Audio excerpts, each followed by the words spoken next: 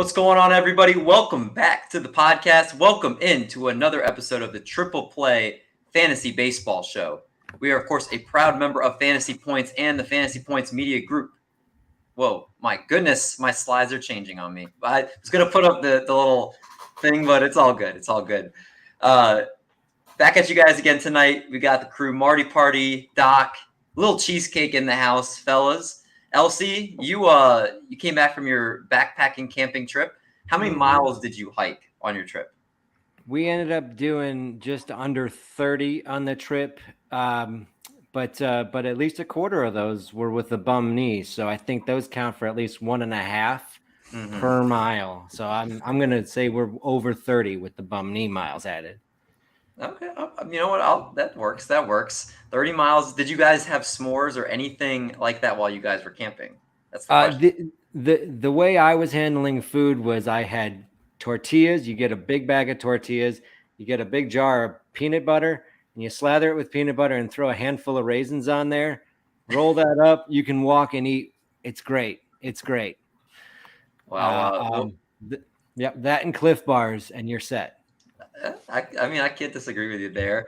Doc's in the house tonight. Doc, who is going out on Wednesday nights to ball games and coming home at 3 a.m. How are you doing? Doing good, man. Doing good. I was out all night because I just couldn't sleep thinking about the pod tonight and Toby joining.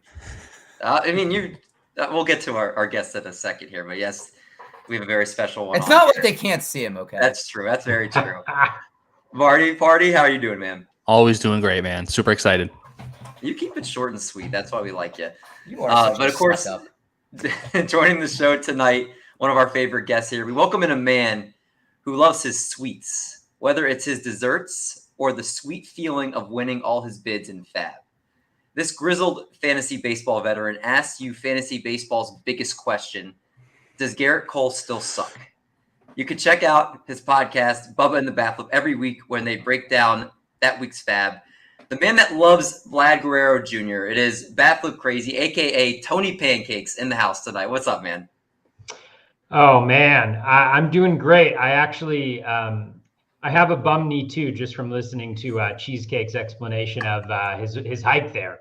When he got to the 30-mile marker, my knee just started to swell, and I'm just I'll try to make it through the rest of the podcast, but that was painful just listening to it. What do you think about his choice of snacks? Is that you get your approval for the camping outing? I mean, it does. I feel like I can handle that. I like peanut butter.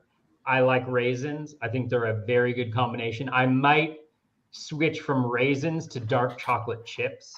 I mean, that's somewhat healthy and delicious.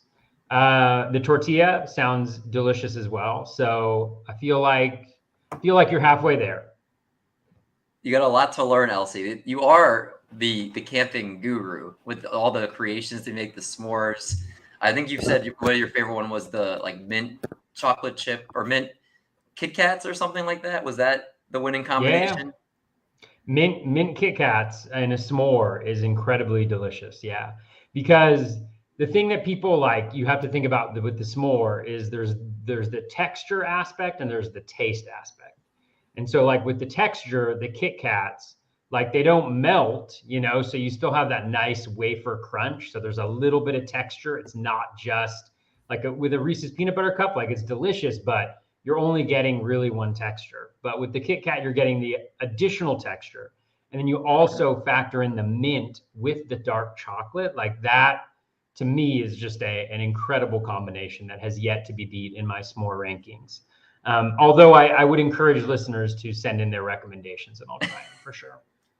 We do need more s'mores rankings out there. That type of stuff is definitely, I would like to try and see the different creations people can make. But we got a fun show planned for tonight for you guys. Toby's here, not just for his great dessert takes, but for his fantasy baseball knowledge. You guys know how we do. We'll break down a bunch of different hot players, what they're doing and why they're catching our eye, some pitching and hitting streamers, some bring out your dead, a ton of great stuff here on the show. But of course, we got to get started with the rundown. So let's get it going.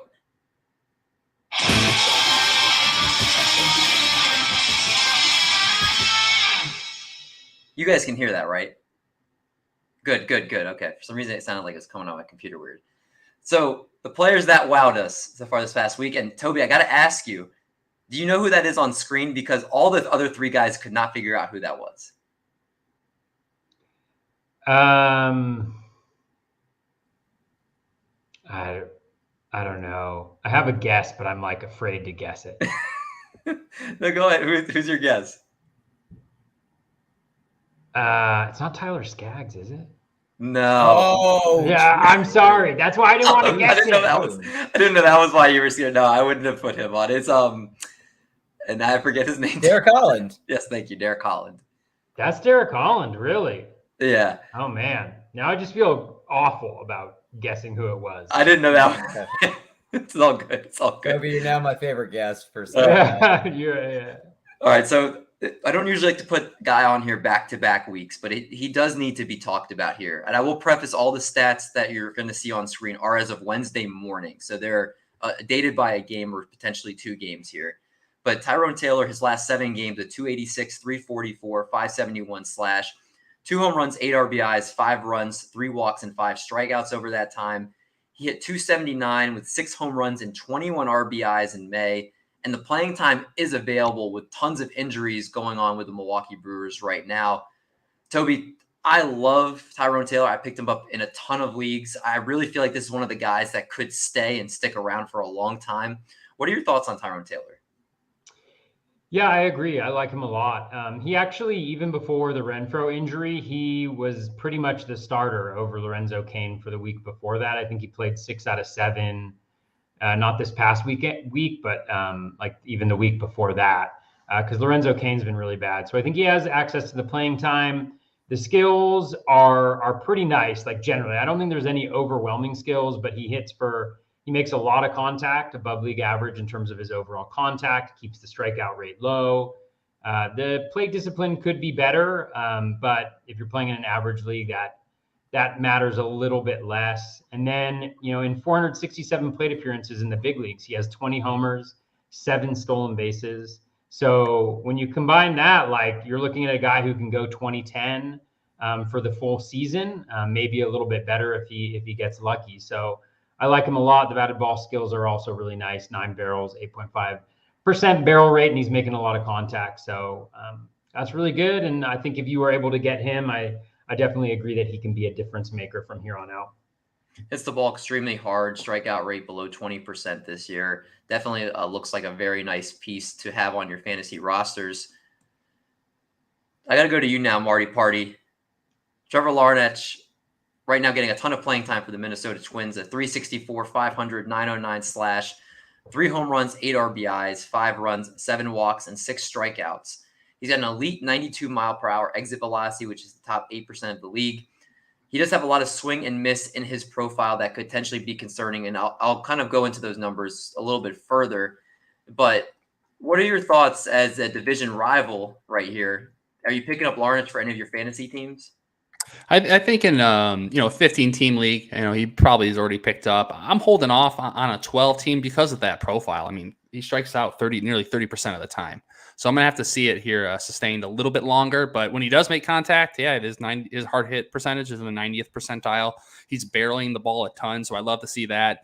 He's only 25, so the sky's the limit. But it's that K and whiff percentage. Scary. Yeah, the chase contact percentage is 29.6%. The league average is 58.4%. So when he's chasing, he is not making contact with the ball. So if it's not in the strike zone, he cannot seem to hit it.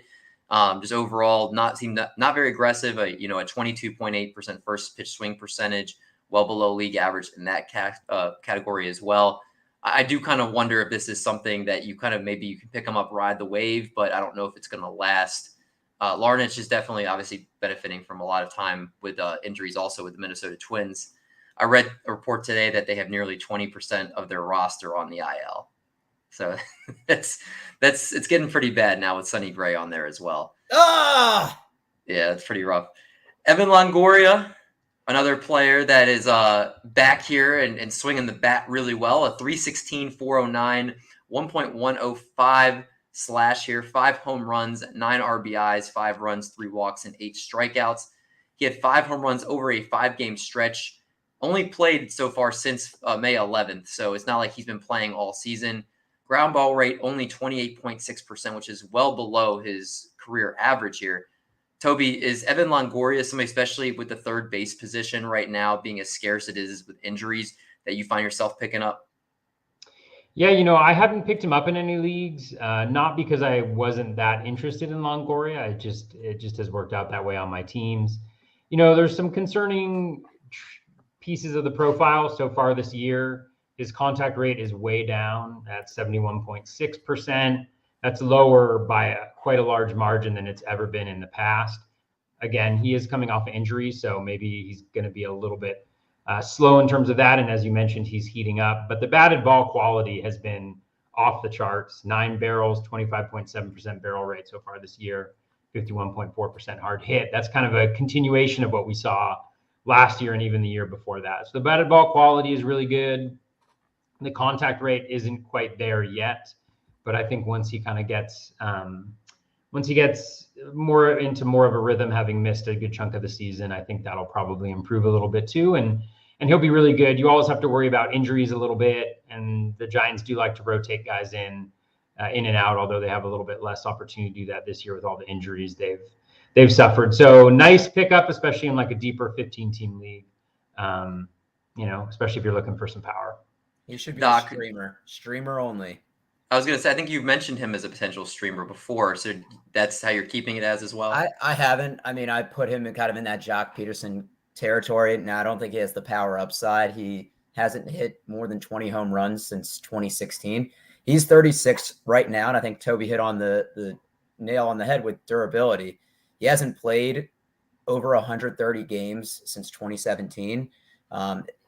I just think as you get older, like you said, the Giants are going to rotate him in and out. So ride the wave, see if you can trade him while he's high, but I'm not thinking good things rest of the season. Fair enough. Let's get to our first pitcher here, in Glenn Otto. Over his last 3 starts, 17 innings, 14 hits, 4 earned runs, 8 walks, 13 strikeouts. He hit a sinker in 2022 with a .166 expected batting average, and hitters are pulling the ball at a crazy 52.9% rate against him. I'm wondering, is a blow-up coming, Little Cheesecake? Is Glenn Otto just a Cinderella story here right now? No, I think Glenn Otto took advantage of a nice part of his schedule. The Angels have been down a little bit lately, and the Rays have been very, very down lately. And Otto did what a competent major league pitcher should do and pitch well against teams that aren't doing very well. But I don't think this is some sign of Otto burgeoning into something much bigger. I think this is, he's if you want to hold on to him and try to curate his matchups, that's what I'd try to do with him. But I think beyond that, I'm not thinking there's much more. Yeah, I mean, the Autobot. I mean, if you go to his Statcast page, you better make sure you wear a sweater or something. It is cold. Very much a Mr. Freeze there. Glenn Otto, I mean, we saw kind of glimpses here and there, but there is nothing really in his profile to me that stands out too much. I mean, a 19.1% K rate. Last year it was 25.2% more in a limited sample size. Toby, I feel like you're very plugged into pitchers. What do you feel about with Glenn Otto? Yeah, I really have no interest in Otto at all, honestly. I think even in his last outing when he did really well, it took an Eli White robbing a 3-run homer in the first inning to keep that to be a reasonable start. You look at those last 3 starts, and honestly, I'm not sure whether that's supposed to be good or not. Like 13 Ks in 17 innings, 22 combined hits and walks in 17 innings. The earned runs is obviously nice in 17 innings, but I think that has to do with some luck factors as opposed to actual skill. And especially being on the Rangers, not really being able to finish guys off, so he can't go super deep into games. I just think that there's not a lot of opportunities for wins in that profile, and I don't think there's a lot of opportunities for much at all. I'd much rather have like just a strong middle reliever in there than I would Otto. Then let's talk about somebody who is, let's say he's sweeping the nation right now. Aaron Ashby, somebody that if you didn't pick him up already, you're too late.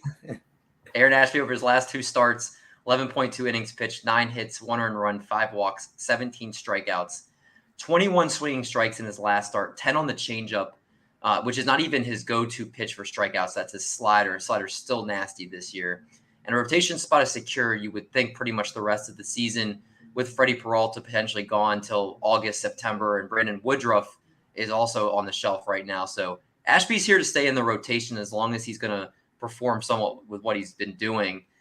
I'm curious right now, Toby, if you're in a fab league, let's say $100 fab league, what % of your fab would you spend on Aaron Ashby? Oh man, I'm not a good person to ask about this because I generally don't spend a lot of fab. Say a little amount to break David's heart. I please. like to pick at it, but I would say with Ashby, I'd be willing to probably go like $15 in a $100 fab league, something like that. Maybe a little bit more. The profile is really nice. You know who he reminds me a lot of is Framber Valdez. He's got the super high ground ball rate at 65%. You know, the good swinging strike at 13.2%. Nice O swing. In zone contact rate is all right. He doesn't really dominate in the zone. He needs those chases, but he walks. He's walked a ton of guys so far. Like last year, it was 9%. It's up to 12.7% now. But because he gets so many ground balls, you're going to see a lot of double plays. He doesn't give up a lot of homers. So you can kind of get by with that profile. So a little bit of a whip concern, but decent ERA. And he's obviously in the NL Central, which is garbage, except for my Reds, you know? And so I think he's a really nice ad right now. And like you mentioned, he's got I think Freddie Peralta, I'd be very surprised if he's pitching like extensive innings even by the time the season ends, because I think the Brewers are gonna use him very judiciously. They're gonna want him for the playoffs, which they're gonna go to, and they're gonna need. They'll benefit from having him be a fresh arm, even if he's like just a few inning bullpen guy. So I like Ashby a lot. You know, for me, that's a huge amount of fab to bid. I don't often do that for players, but he would be right up there with the guys that I'd be interested in who might have a chance of being on the wire right now.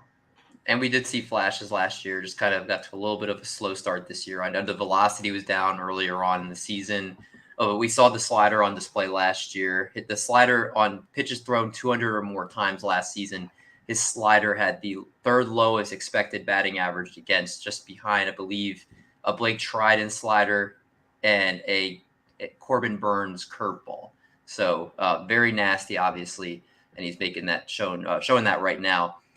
Marty Party, let's talk about a guy here with the Colorado Rockies, and his name is being blocked by my things. I forget. I think it's Feltner. I forget his name. Ryan Feltner. Ryan Feltner. Thank you. 17 innings pitched, 14 hits. He got a 3.71 ERA on the season, 5 walks to 20 strikeouts, a very healthy 28.6% K rate.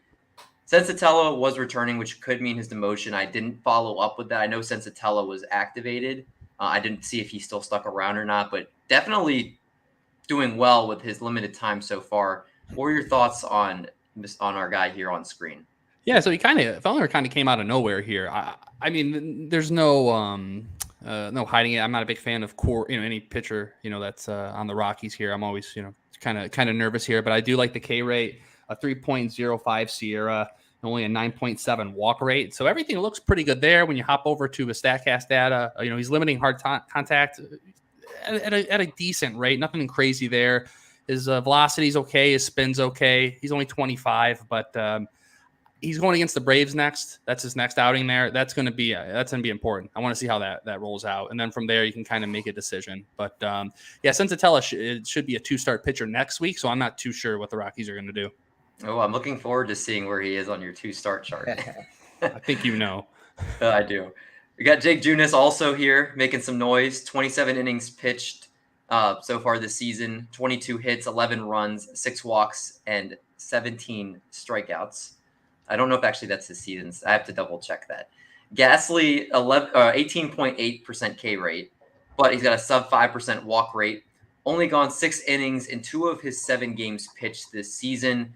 So-so outing, didn't even make 5 innings in his last start versus, I believe, the Philadelphia Phillies. I think only 4 1/3 there. So right now, looks like a streamer type of guy. I don't know if you can trust him, Toby. Is he type of guy, maybe if he's got 2 starts, you pick him up, but other than that, not too interested? Yeah, I have Junis a few places. I think in a 15-teamer, he's at least a little bit interesting. The graphic mentions the really low walk rate, which is certainly nice. Anytime a pitcher goes over the Giants now, you have to expect some dramatic improvement, and he's seen it. There's been some luck involved for sure. 238 BABIP, 0.97 home runs per 9 when his career is 1.56, 82.8% strand rate, which is well above his career average at 72.9%. So all the luck factors are kind of going in the right direction. I started him this week.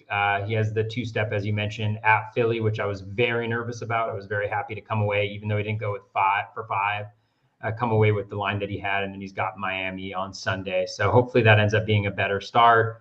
I think there are at least some positives that you can take away with the really low walk rate, and being on the Giants, but it's tough. I don't think I'd be touching him in a 12, even in a situation where you got the 2 when you have a 2-start week. So I think he's kind of exclusively for 15-teamers, just because I don't see the huge upside, and that's something that I've been focusing a little bit more on this year. Is for a lot of these pitchers, right? Like even when they're streaming and they've got good matchups, the ceiling is still pretty low because that K rate's so low, and they're not going, they're not going very deep into games. So you're just hoping they get to 5, maybe 6 innings. And there's a lot of there's a lot of ways that can go badly. So I'm trying to shy away from those pitchers just because I'm not sure they're worth it. But in a 15-teamer in that type of deep league with those 2 starts and being on the Giants and having a chance to get some wins, I was comfortable doing it this week. That's fair. Yeah, I think that you hit the nail on the head with that. What I was going to say is interesting too. He's pitched 65 innings over the last 2 seasons, and he's at 37 right now. So is his arm going to hold up for a long period of time after not, pitching 100 plus in almost 3 years? Yeah, well, that's a good point as well. LC, wrap us up here. Talk about Michael Harris II, who was just promoted by the Braves. He season stat line of 154, 154, 154. Again, this is as of Wednesday morning. 0 home runs, 1 RBI, 2 runs, 0 walks, 4 strikeouts. Promoted from AA, and I've heard a lot of people plugged into the Braves, so they didn't even think he was going to debut with them this year. It was going to be something next season. He's bypassed AAA. But a key to note is he was 6th in the minors since 2016 in stolen bases. So he is somebody that is going to get a lot of stolen bases. Braves need the outfield help. I think they were looking for a spark. Is the stolen base appeal worth it enough for you to pick him up, LC?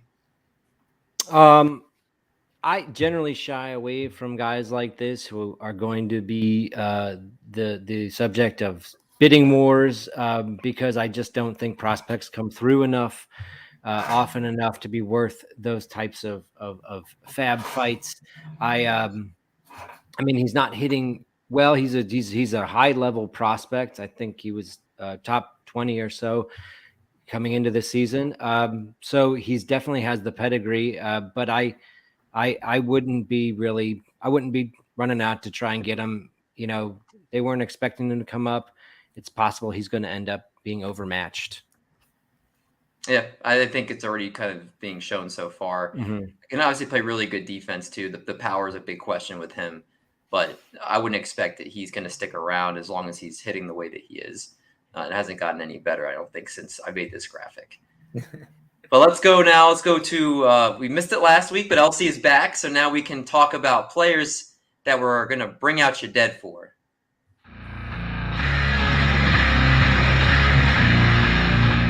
Yes. Bring out your dead, the weekly segment where we roll up to you with our death cart and we take the bodies off of your roster that are just causing your roster to stink. So we're going to come up with our death cart, drag them out. We'll carry them away, guys. Just a little gallows humor, just a little fun with this.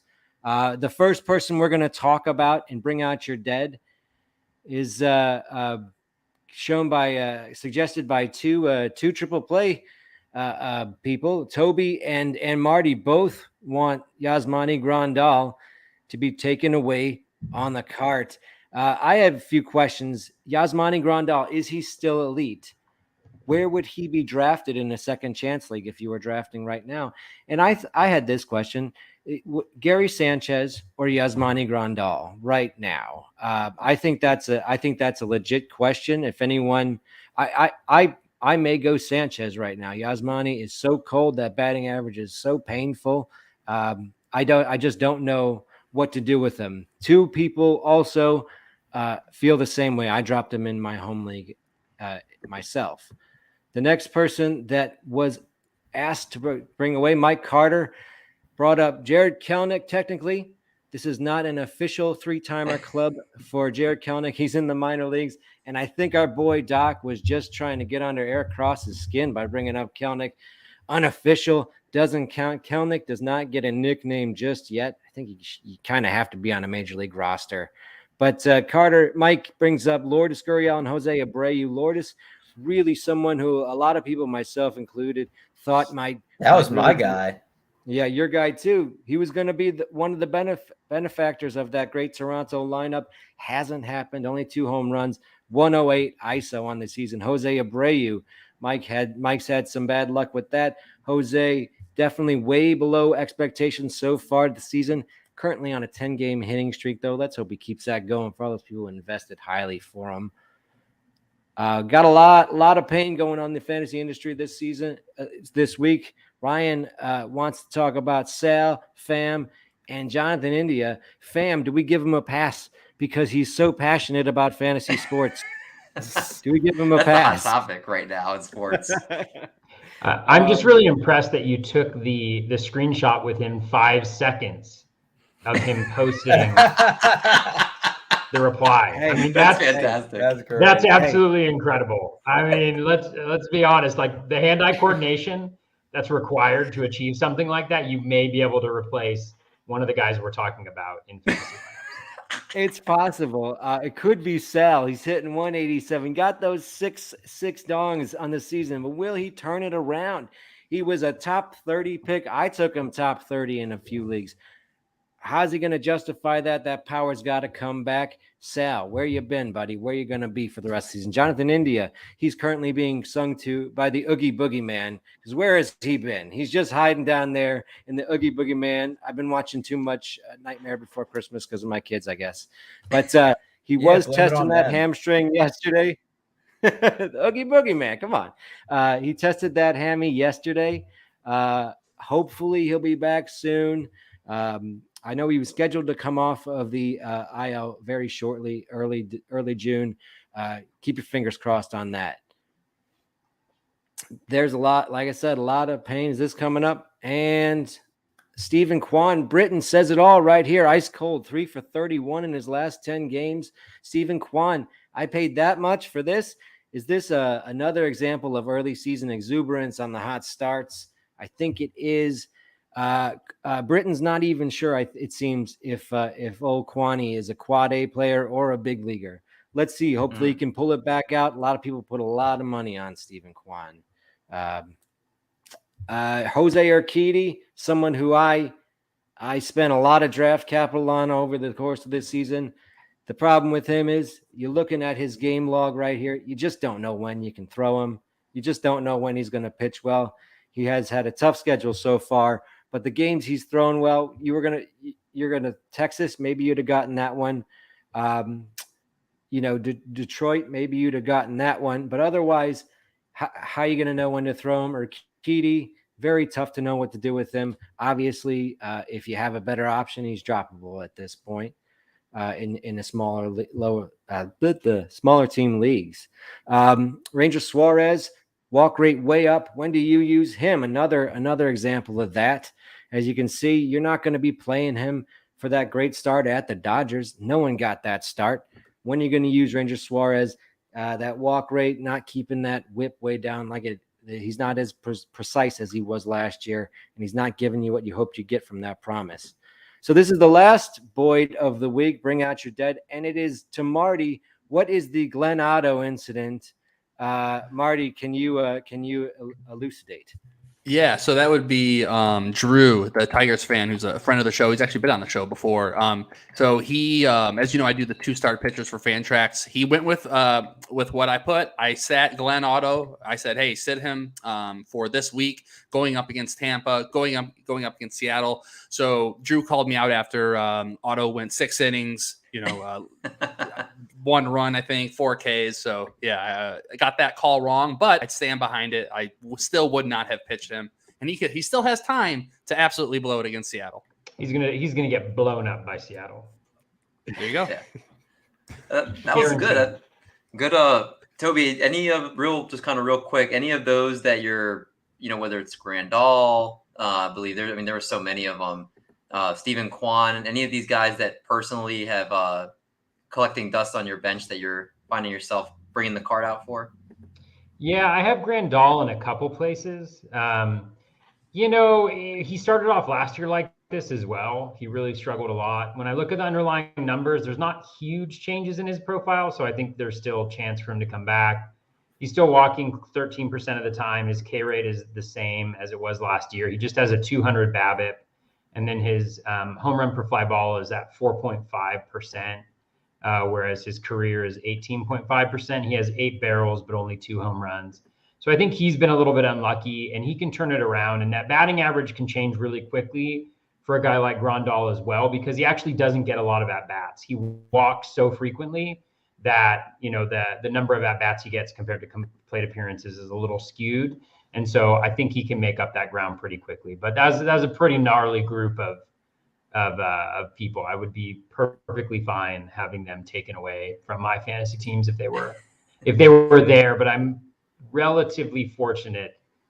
I think Grandal is the only one that I might have on a roster of any of my teams. Avoided those other ones. That's good.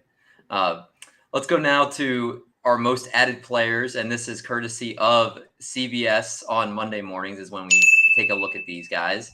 And this list headlined by William Contreras, added in 46% of leagues, Aaron Ashby, Jock Peterson, Michael Harris, Jake Junis, a lot of guys you saw in the beginning part of the show, Luis Arraez, David Peterson, Clay Holmes, and Cole Calhoun. So again, a very interesting list. I won't go in too much in depth with these guys as we talked about a lot of them. I will say William Contreras was on a blistering pace and playing not even just catcher, but he was playing in the outfield too. Is he more just a 2-catcher league target? You're not starting him in any 1-catcher leagues, right, guys? The only thing that I'd say is that he is playing pretty much every day. So compared to a lot of catchers that you're going to have even in 1-catcher leagues, if he plays every single day, and his numbers have been phenomenal so far, he's definitely going to regress a little bit. But just by virtue of playing every day, I think he's more valuable than the vast majority of catchers if he keeps it up.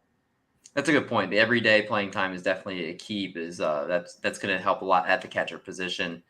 Let's also now the flip side of the coin, we looked at the most dropped players. And the most dropped players, Stephen Kwan, as he was in the Bring Out Your Dead, is dropped in 17% of leagues. Leading the group here, Zach Greinke, Sheldon Noisy, Chad Kuhl, Andres Jimenez, Brad Keller, James Caprillion, and Owen Miller. A couple Guardians on this list. I feel like Guardians just cycle through players. Like they get hot for a little bit, then they ride the bench, they get dropped a lot. So I don't think there's anybody too surprising on this list. I think Andres Jimenez, I think with this was actually before his last few games where I know he had a 3-run home run the other day, a couple RBIs the next day. So I think he'll be off this list. But I think in general, a lot of guys you're probably not rostering in too many leagues, hopefully. Before we get to Doc's hitting streamers, just one other quick note, lineup schedules. These are team schedules looking ahead to week 9. Just one thing to note here, if you have any Chicago Cubs or Detroit Tigers on your team, they play 5 games. Every other team plays at least 6, but those 2 teams only play 5. So if you have a lineup decision to make with either of those players on those teams, just keep that in mind. They won't have as many games next week. All right, Doc, why don't you go through some hitting streamers, and then Toby can pick his favorite of all your hitting streamers that you put on here. So go ahead and why don't you give us those guys? All right. Well, the first, and thanks for the sound effect, David. Mm-hmm. So first, I saw him yesterday, and I yelled at him, I'm having you on my hitting streamers segment of my show. I don't think you heard me, but it's Taylor Trammell, owning 0.6% of ESPN leagues. He's hit safely in 5 out of the last 6 games, and since being recalled from AAA, 353, 1 homer, 5 RBIs, 5 runs. The Mariners play 6 games next week, and their offense is heating up a little bit. So someone to ride the wave, and that should be available in most leagues. The next, Albert Almora Jr., owned in 0.4% of leagues. I mean, the trend of hitting safely in 5 out of the last 6 games. He hasn't had a full-time position since 2019, and he hit 12 homers, 32 RBIs. So hopefully with the Reds, he can have somewhat of a role. With Tyler Naquin on the IL, I know Tommy Pham played today, but I'm curious about his role moving forward. If he has an everyday role, I think there's a little bit of question of his character now. I wouldn't be surprised if they look to trade him at the deadline. And the Reds play 7 games next week. And then the last is the plumber himself. That's Nick Plummer, owned in 1.7% of ESPN leagues. Since being recalled, 4 for 9, 2 homers, 5 RBIs over the last 4 games. Brandon Nimmo, Travis Jankowski are both hurt. Dom Smith optioned, which opens up an everyday role. And in the minors this season, 250, 6 homers, 21 RBIs, 2 stolen bases. So somebody that can do it all, and a guy that will probably want to make the most of his playing time. So Toby, out of those 3, do you have a favorite of those ones that Doc gave us? I would go with Taylor Trammell. He's a guy that I'm looking at for next week in some leagues. I don't like the at Houston for 3 to start the week. That's a little bit of a tough go, but he's played before. He's got strikeout issues. We know that, but he's got a little bit of power. He's got some speed.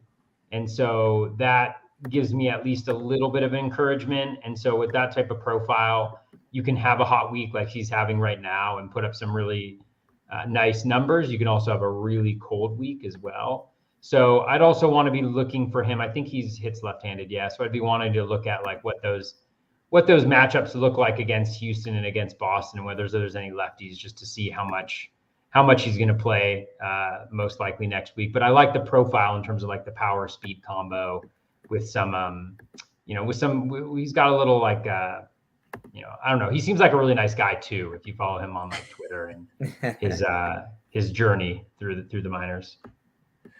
I mean, I like the nice guy thing. That's definitely would help me out there too. It's a great tiebreaker in fantasy baseball. This guy's kind of a, not a nice word, and this guy's cool. So let's go with him. I like it. That's something I would do.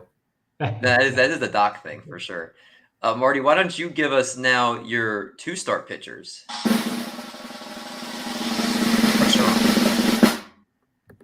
Would love to. All right, here's the week 10. Look at that. We're already through the 10th week here coming up. So these are next week's 2-start pitchers. As we always do, we're going to start with the no doubters. Got the new Gwen Stefani photo for those tuning in on YouTube. So these are the no point on that. Say what? You never disappoint on that. Real quick before you get started, there's a question in the comments. Plummer versus Morel versus Guillerme. Do you guys have, what is the consensus here between those 3 to play for next week? Probably Morel for me. That's what I'm doing. He's leading off. Yeah, Morel is.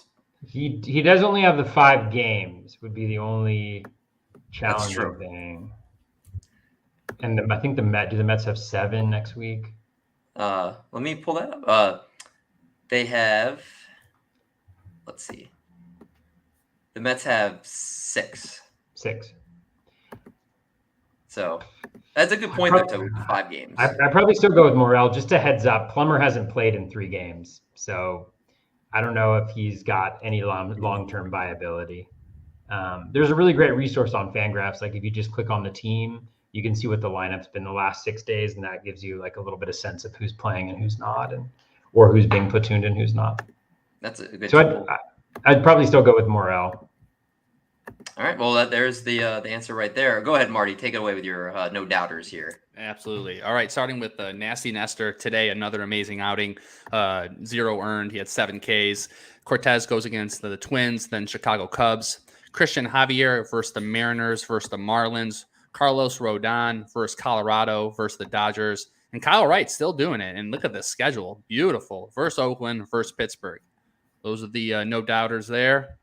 Move on to the second tier. These are the why not? I mean, you're gonna play these guys. If you got them on your roster, there's no way you can sit them at this point. So Michael Kopech, loving everything I'm seeing from him. Continuing. It's funny. It took me a very long time to find this picture of Kopech. If you search him, about 90% of all the photos are his girlfriend. So just so you know, for good reason. For good reason, no doubt.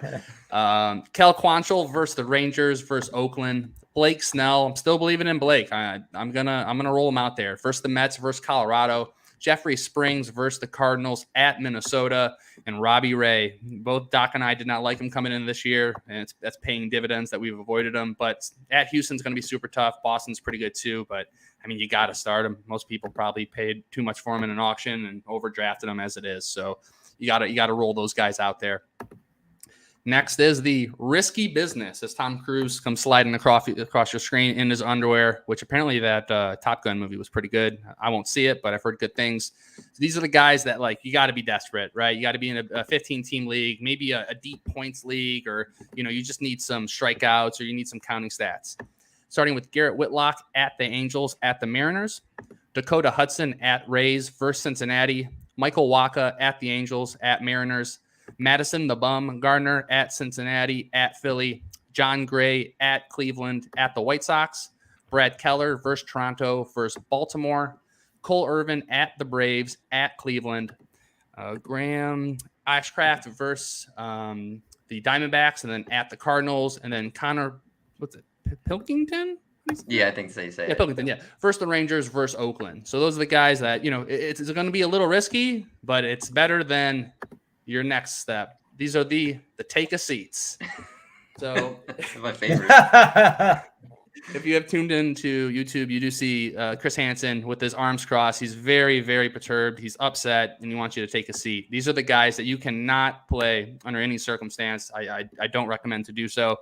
These are your take a seats. The Hunter Green versus Diamondbacks at the Cardinals.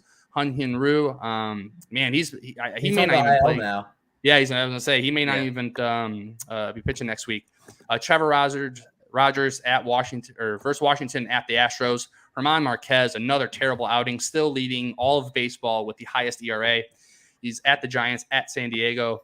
Bailey Ober versus the Yankees versus Tampa Bay. Jose Quintana versus the Tigers at Atlanta. Daniel Lynch versus Toronto versus Baltimore. Mitch White at the White Sox at Giants. Johan Adon versus the Marlins. Then taking on the Brewers. Antonio Senzatella, as I said, where do you think he is? Absolutely, take a seat. There's no way we're playing him. First the Giants, and then at the Padres. And lastly, he was my bring out your dead last week. Kyle Hendricks, he's killing me at Baltimore, at New York. I don't think you can start him in any league at this point. So those are my 2-star pitchers. Toby, is there anybody in the take a seat category that you might be willing to roll with? Oh man, I just can't believe Trevor Rogers has been so bad that he's in a take a seat area. It hurt to do that one too. With Washington at home as one of the 2 starts too. I think the only one that I might roll with, because I have him in some leagues, is Bailey Ober.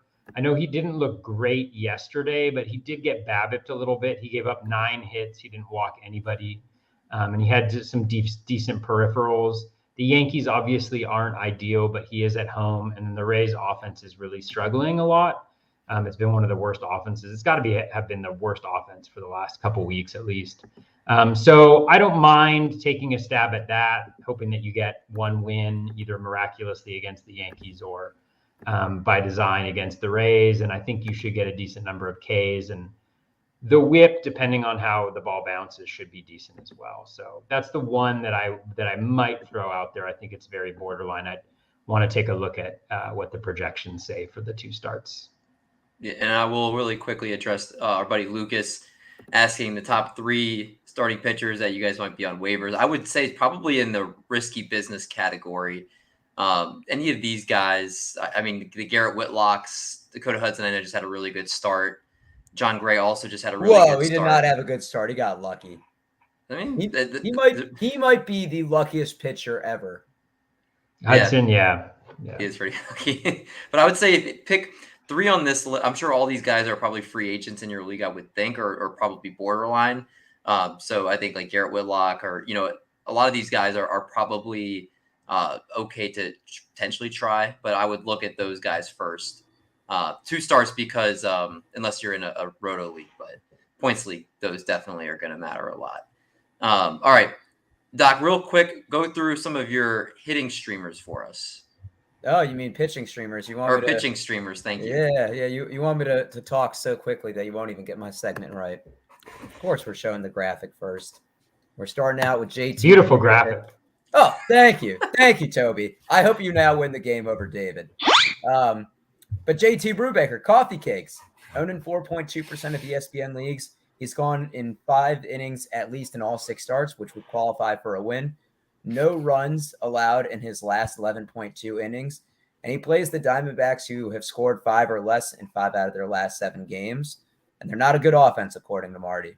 So keep that in mind. And he's pitching Friday. So if you're listening to the podcast version in the morning, go out and get him. Next, David, your boy Devin Smeltzer. Why is he my boy? Because he plays for the Twins. Yeah, but he's not my boy. Okay. Owned in 13.6 of ESPN leagues. Gone 5 innings pitched, all 4 starts this season with a 1.5 ERA, 0.83 whip. We saw a flash in 2019 where he had a 3.86 ERA in 49 innings. Now he is facing the Blue Jays, so that might not be the best matchup. And I say it with a contingency of he's pitching Sunday. So if you need a streamer, I would go with him. I know the lineup isn't the best that he's facing. And the last, Michael Simeone's favorite, Michael Lorenzen, owned in only 41.5% of ESPN leagues. He's playing the Phillies. Bryce Harper day-to-day. Gene Segura is out 10 to 12 weeks with a fractured thumb. Phillies are 3-7 in their last 10 games. They just seem to be hit by the injury bug. He's a 2-0 with a 1.88 ERA and 10 Ks his last 3 starts, where he's faced the Blue Jays and the Athletics twice. So roll with the hot hand, pick up Michael Lorenzen. All right, Toby. Out of those 3 guys, Michael Lorenzen, Devin Smeltzer, JB Brubaker, who's your pick? Of those three guys, I would probably go with Brubaker. Who was Lorenzen going up against? Who was he pitching against? Good question, Doc. Oh, Phillies, you say. Phillies. Yeah. I don't mind that one either. Yeah, I think Brubaker, the one thing that I'd be cautious with about Brubaker is he has always struggled with lefties, and he gives up a crap ton of home runs. So, and D-backs, if I'm thinking about it, like their lefty guys are decent. Like they have David Peralta, they have Pavin Smith, they have my boy Dalton Varsho. So I think they're a little bit tougher for righties. So that might give me a little bit of hesitancy, but I don't mind Brubaker in that spot at all. All right. So those are Doc's pitching streamers. Let's move on next now to Marty's Weekend Warriors. This is something that I feel like you hit on these a good amount. So this is valuable information. So go ahead, take it away, Marty.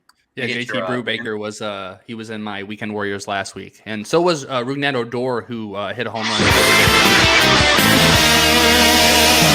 That's right. Cut him off. Toby, seriously. Sorry, Toby. That was loud. Cut him off as he's taking a victory lap, David. Yeah, thanks, man. Anyway, here are the Weekend Warriors coming up for this weekend. So that would be June 3rd through the 5th. We have Kyle Farmar starting off. He's been pretty hot lately. You know, the Reds are kind of, turning around a little bit. He's a shortstop, 34% rostered on Yahoo.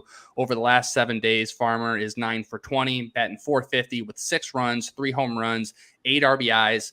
He has 3 games versus Washington, and Washington, they are the second worst pitching team in baseball with a team ERA of 5.24. So pretty brutal over there. Number 2 is Anthony Santander. We will remember about 2 years ago, he was pretty good.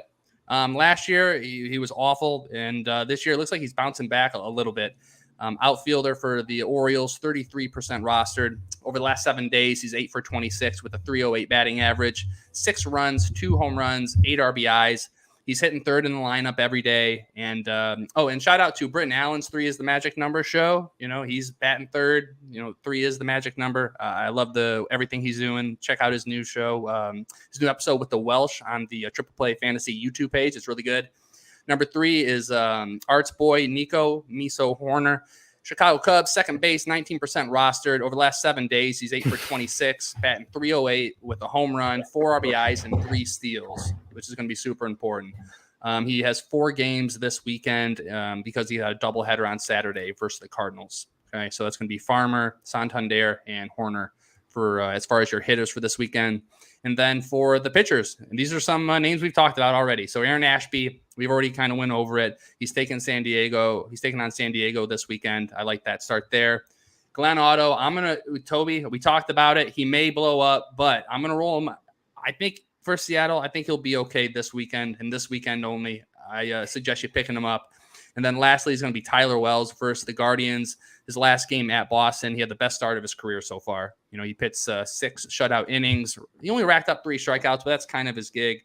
The Guardians are just, top 10 hitting team or a bottom 10 hitting team in baseball. Camden Yards is completely fortified with everything they've done with the left field wall. So I like Wells versus the Guardians this weekend. And that's it. Those are the Warriors, baby. I like the list. But you told me not to do the 2 start for Glenn Otto. It's true, but for those 1 star, that's a great question. And I love fielding questions here, Toby. So here's the thing with the weekend Warriors. These are the guys you're desperate for, right? This is like Thursday afternoon, Friday afternoon. You need somebody for that weekend only. So there you go. Fair enough. All right. Well, I was just kidding, of course. I was just teasing. All right. Let's go to our last segment before we get to our question and game of the week. Of course, that's Arts, Charts, and Trends. We missed this last week as well, LC. So why don't you give us some information that you've been tracking for us? And he's frozen. He's frozen. He looks like he's enjoying himself, though. Whatever you said was funny just now. Yeah, you know what? I'll. We should just leave that as his permanent picture. He can voice over that. I am. If you guys can't tell, I have a technical. You're having okay. You know what, Elsie? I can read your charts and trends for you. Oh God, Can you hear me? We can now. Yeah. All right. Can you hear me at all? Yes. Good. Okay. So I was. This is over the past. The trends over the past week show that a number of franchises that you normally would not consider.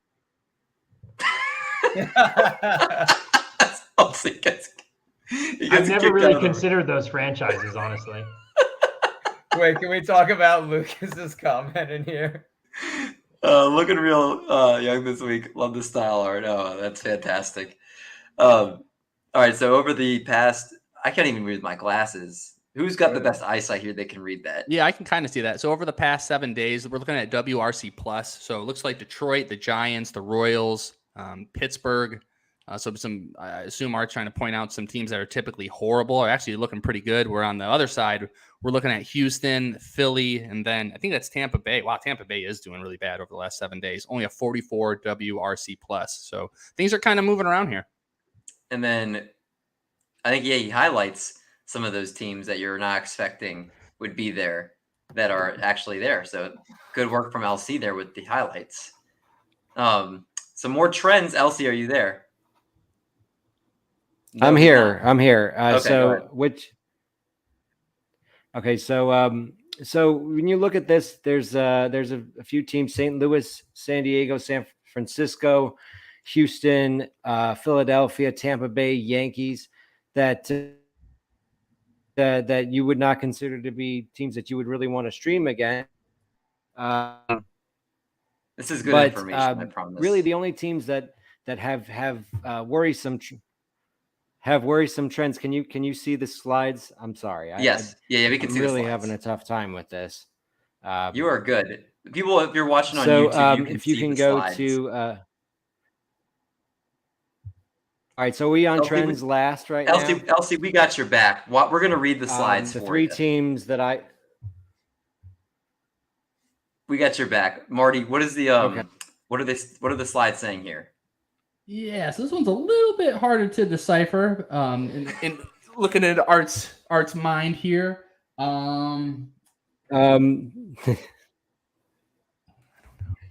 You know what? We're just gonna get through. LC, I know you put a lot of work into these, but I don't know. That's a WRC plus over the past week: 89, 44, and 86. Is this a victory lap for you too? Did you put your victory lap in as one of your trends? That's fantastic. LC, we feel your pain, buddy. Don't worry. He looks like he's pained right now. He's just frozen in a pained expression. Yeah, Lucas, I think he does like it's like a horror like theme or something he uses for his graphic font. So it's pretty cool. Elsie, we always appreciate the work you do in those. I know.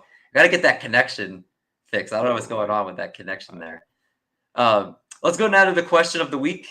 And Doc, you had the question and game this week. So what's our question of the week? And you're on mute. You're such a rookie. Goodness. Toby's coming here. This is like his third time coming. And it's David, like you've made so many mistakes on the show today. I mean, when I was first on the show, like the production value was just like top notch. And then like every time I've come on here, it's just going down one notch, a little bit. No, yeah. I'm just kidding. Actually, like the production has been incredible. I'm blown away by the graphics and like the video intro. Like I almost left because I didn't feel like I could top the video that you guys played at the beginning. So this is where we've hit our peak in life. Everything's downhill since. It is. It's incredible. I don't even know how to even start doing those things. So the question this week is, which player is going to get their first All-Star appearance this year? Jim, did you not see I put it in the group chat earlier? Yeah. Mine's going to be the Taylor Ward. If he continues what he's doing, Angels outfielder, I could see that happening for him, especially, man, you could get Ohtani, Trout. Only Cody puts comments. Oh, my goodness. Taylor Ward's got to be the number one answer, right? Is there anybody else? No way. I put this question just so I could talk about Joey Musgrove and how he's going to get it. He's never been an All-Star before, guys. He hasn't. It's Nestor. Nasty Nestor? Yeah.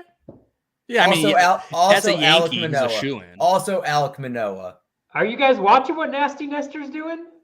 He's looking pretty good. He is looking good. I saw someone compare. He's on my must start, Toby. I don't want to. I saw it. It was beautiful to see him there. I mean, obviously, all the things that you guys are saying are good too. But Nestor's got like, what is he? He's got 1.75 ERA after today. He's got a 1.5 ERA and a 0.87 WHIP for the Yankees. With what does he have? 5 or 6? No, actually, his wins have been a little bit tough to come by. 4 wins. 4 wins. 5 wins now after today. I mean, I'm trying to think. There was somebody on Twitter, and I wish I could give him credit. I just can't remember who put it.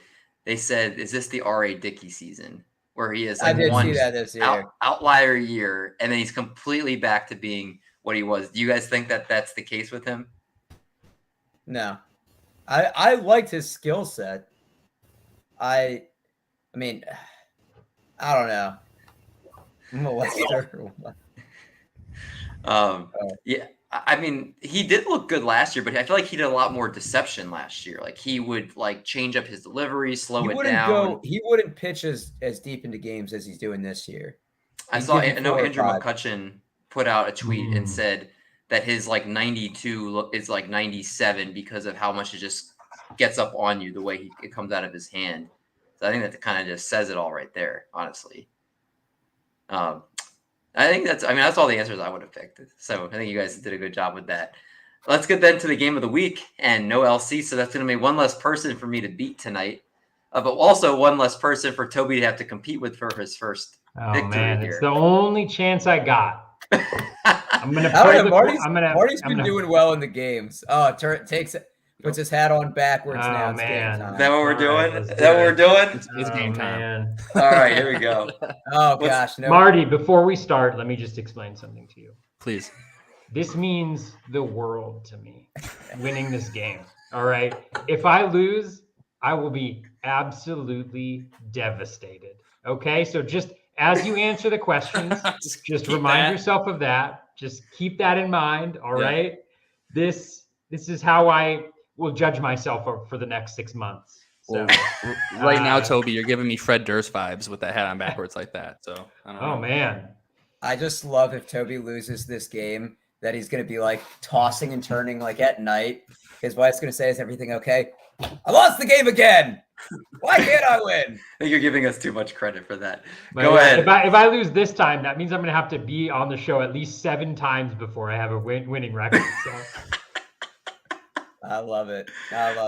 What is it, Doc? What are we playing? All right, so this is the game that we did in the past, and Toby, I know you weren't here for this one, but basically what I'm going to give you is 2 players, and I'm going to give you 3 categories, and you have to tell me which player has more in those.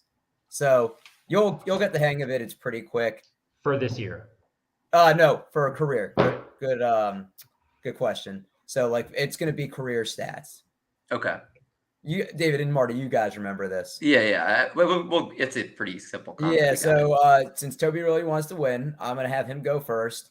Then Marty, then David. David, I always have you go first. So the last couple games I tried to have you go. Toby's gonna set the tone. Wait, shouldn't I get to go last and like hear what other people have to say before to give me a shot? Well, I mean, we're gonna rotate.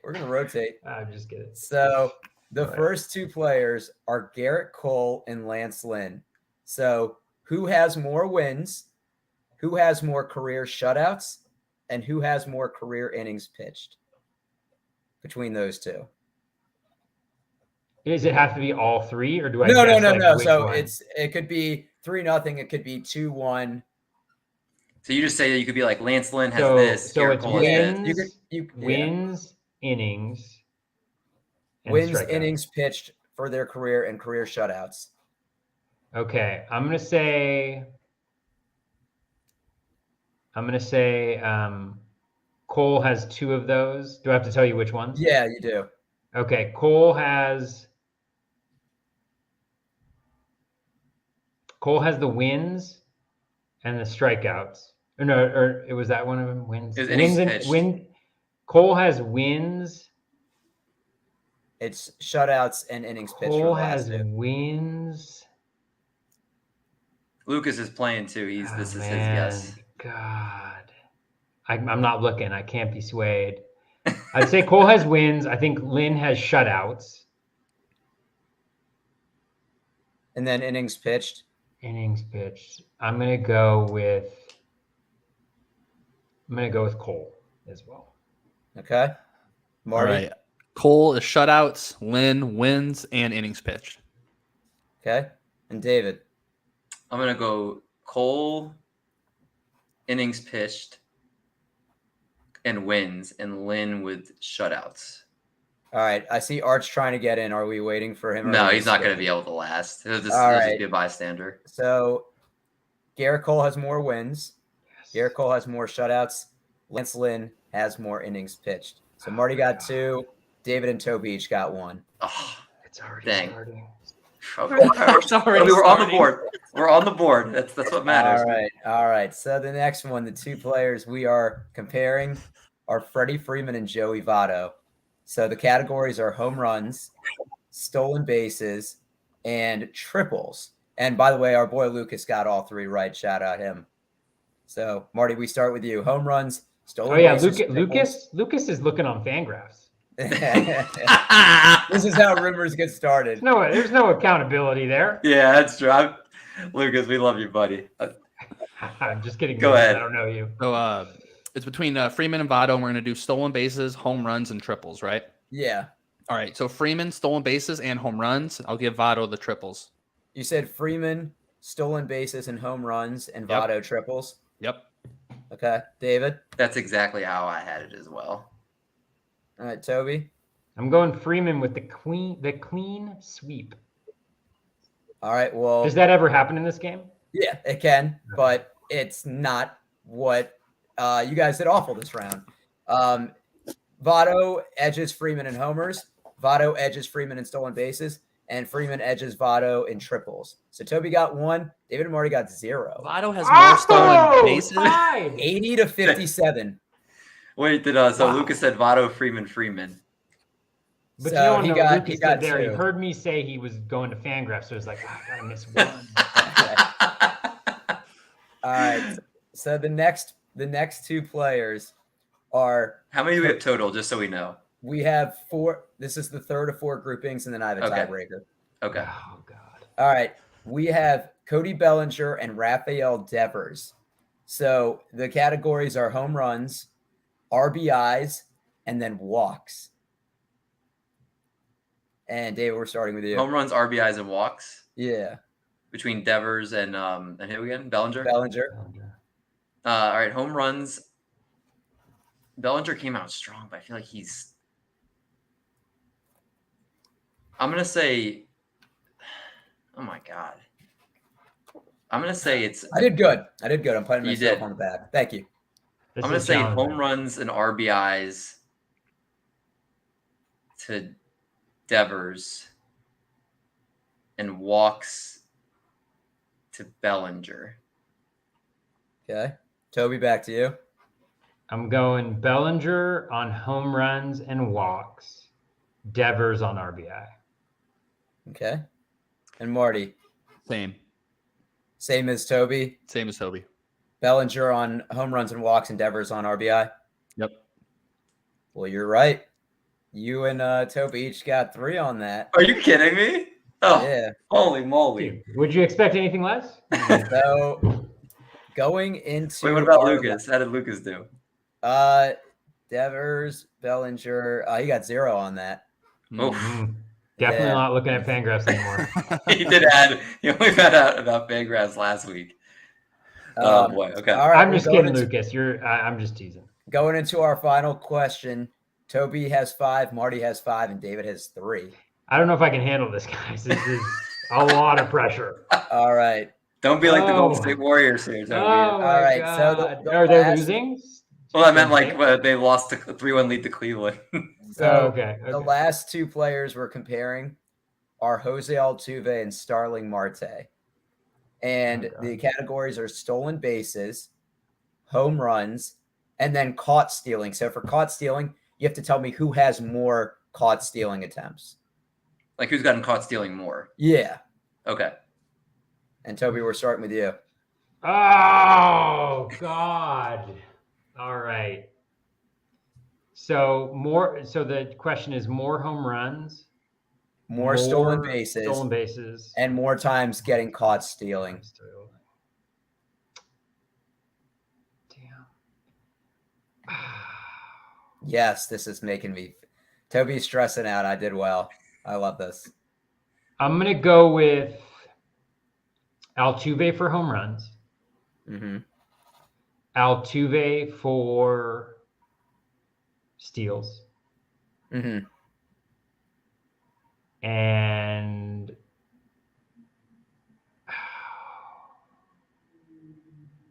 fuck it, Marte for caught stealing. Did I Okay. quit? You said Marty? Starling Marte or Ketel Marte? I totally blanked out on It's that. Starling.